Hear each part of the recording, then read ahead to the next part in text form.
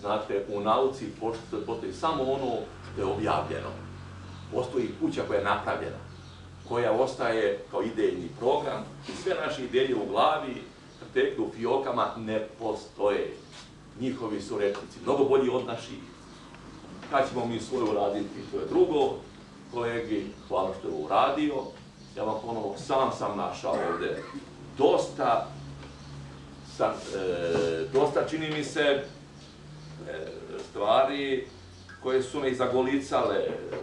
Dakle, vi ste uspjeli i vi ste, imam utisak, inficirali su se ljudi, gledaju, nešto ćemo da tražimo, provjeravat će se, dakle, jednostavno, tu je posticaj,